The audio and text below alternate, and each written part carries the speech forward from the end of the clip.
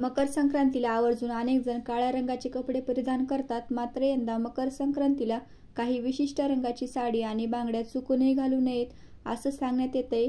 मग मकर संक्रांतीला कोणत्या रंगाची साडी आणि कोणत्या रंगाच्या बांगड्या चुकूनही घालू नयेत, याबद्दल शास्त्र काय सांगतं, चला जाणून घेऊयात. पण त्याआधी चॅनलला सबस्क्राईब नक्की करा.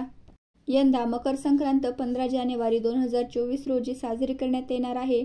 मकर संक्रांतीला असंख्य लोक आवर्जून काळ्या रंगाचे कपडे परिधान करतात, कारण शास्त्रानुसार मकर संक्रांतीला काळा रंग शुभ मानला जातो. मात्र यंदा मकर संक्रांतीला कुठल्या रंगाची साडी परिधान करणं शुभ असेल आणि कोणत्या रंगाची साडी चुकूनही परिधान करू नयेत, याबद्दल सुद्धा काही विशिष्ट गोष्टी सांगण्यात आले. त्याशिवाय मकर संक्रांतीला बांगड्या घालताना सुद्धा कोणती चूक टाळावी तेही सांगितलं जातंय. तर ज्योतिषशास्त्रानुसार 14 जानेवारी 2024 रोजी मध्यरात्री 2:42 सूर्यदेव धनु राशी सोडून मकर राशीत प्रवेश करणार आहेत. त्यानंतर ज्या दिवशी सूर्यदेव मकर राशीत प्रवेश करीत त्याच दिवशी मकर संक्रांत साजरी केली जाणार आहे. हिंदू कॅलेंडरनुसार मकर संक्रांत सोमवारी दिनांक 15 जानेवारी 2024 रोजी साजरी होणार आहे. तर शास्त्रानुसार मकर संक्रांत आली की देवीचं वाहन आणि कुठल्या रंगाची वस्त्र परिधान करून आली आहे यावर चर्चा होत असते. कारण ज्या रंगाची साडी देवी परिधान करून आलेली असते तो रंग मकर संक्रांतीमध्ये परिधान करणं वर्ज्य असतो. शिवाय यंदा संक्रांती देवी ही काळ्या रंगाची साडी नेसून घोड्यावर येणार असल्यानं यंदा संक्रांतीमध्ये काळ्या रंगाची साडी किंवा कपडे परिधान करू नये असं सांगितलं जातंय. त्यामुळे यंदा थंडीपासून संरक्षण करण्यासाठी गडद रंगाचे कपडे परिधान करण्याचा सल्ला ज्योतिषी देत आहे. शिवाय ज्योतिषशास्त्रानुसार 5 रंग यंदा शुभ मानले गेलेत. शिवाय मकर संक्रांतीच्या दिवशी 5 रंगाची वस्त्र परिधान केली जाऊ शकतात. त्यात पहिला रंग आहे हिरवा रंग. मकर संक्रांतीला हळदी कुंकवाचा कार्यक्रम असल्यास हिरव्या रंगाची साडी नेसली जाऊ शकते, कारण हिरवा रंग हा सुवासिनीचा रंग किंवा सौभाग्याचे प्रतीक मानला जातो. त्यानंतर दुसरा रंग आहे तो म्हणजे लाल रंग. हा रंग देखील सौभाग्याचं प्रतीक मानलं जातं. शुभ कार्यासाठी लाल रंगाचे वस्त्र वापरले जातात. शिवाय पूजा मांडणे असो किंवा मार्गशीर्ष गुरुवारची पूजा असो यासाठी चौरंग किंवा पाटावर लाल रंगाचं वस्त्र अंथरलं जातं किंवा आपण सुद्धा ते परिधान करतो. म्हणून लाल रंगाची वस्त्र मकर संक्रांतीमध्ये आवर्जून परिधान केली जाऊ शकतात. त्यानंतर पुढचा रंग आहे तो म्हणजे गुलाबी. गुलाबी रंग हा प्रसन्नतेचं प्रतीक मानलं जातं. गुलाबी रंगाची साडी किंवा वस्त्र सुद्धा मकर संक्रांतीच्या दिवशी परिधान केली जाऊ शकतात. त्यानंतरचा शुभ रंग आहे केशरी. केशरी हा रंग सकारात्मकतेचं प्रतीक असल्यानं आपल्याकडं केशरी रंगाची साडी असेल किंवा वस्त्र असतील ते नक्की परिधान करावे. त्याशिवाय 5वा आणि महत्त्वाचा रंग म्हणजे पिवळा रंग. पिवळ्या रंगाची साडी सुद्धा मकर संक्रांतीच्या दिवशी परिधान केली जाऊ शकते.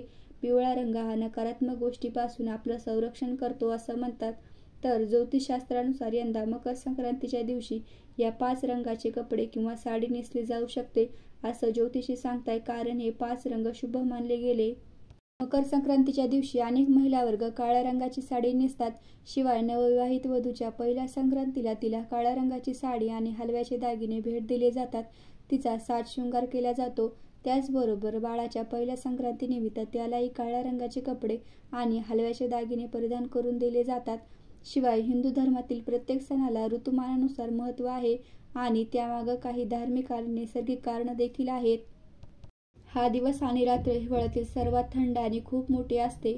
त्यामुळे या मोठ्या रात्रीच्या काळोखाला निरोप देण्यासाठी आणि ह्या दिवशी काळ्या रंगाचे कपडे घातले जातात अशी मान्यता आहे. काळ्या रंगावर पांढरे शुभ्र हलव्याचे दागिने उठून दिसतात, म्हणून आवर्जून मकर संक्रांतीला काळ्या रंगाचे वस्त्र परिधान केले जातात. मात्र यंदाच्या वर्षी मकर संक्रांती देवीनं स्वतः काळ्या रंगाचे वस्त्र परिधान केले आहेत. त्यामुळे काळ्या रंगाचे वस्त्र परिधान करणं टाळावं असं ज्योतिषी सांगताय. या व्यतिरिक्त ज्या रंगाची वस्त्र आपण परिधान करतो त्याच रंगाच्या बांगड्या सुद्धा सुवासिनी महिला साज शृंगारासाठी वापरत असतात. मात्र त्या 2च रंगाची भर आवर्जून करावी असंही सांगण्यात येतंय. बांगड्या घालताना कायम हिरव्या रंगाच्या बांगड्यांना प्राधान्य द्यावं अशी मान्यता आहे. त्यानंतर लाल रंगाच्या बांगड्या परिधान केल्या जाऊ शकतात. इतर रंगाच्या बांगड्या मकर संक्रांतीमध्ये घालू नयेत असंही शास्त्र सांगते, कारण मकर संक्रांत हा सौभाग्याचा सण असल्यानं हिरव्या किंवा लाल रंगाच्या बांगड्या परिधान कराव्यात असं म्हणतात. त्याशिवाय मकर संक्रांतीला लाखाच्या बांगड्यांना सुद्धा महत्त्व आहे. त्यामुळे यंदा लाखाच्या बांगड्या नक्की घालाव्यात. शिवाय आधी सांगितल्याप्रमाणे सूर्याचं संक्रमण विशिष्ट कर्णावर होत असल्यानं संक्रांतीचं वाहन काय आणि तिचं रूप काय असेल यावरूनही वस्त्र काय घालावीत आणि आपण कोणत्या गोष्टी परिधान करायला हव्यात हे सुद्धा ठरत असतं.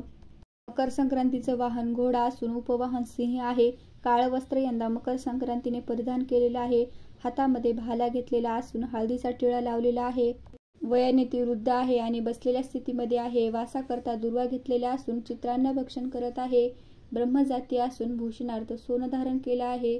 वार नाव घोरा आणि नक्षत्र नाव मोहदरी असून समुदाय मुहूर्त 15 आहेत.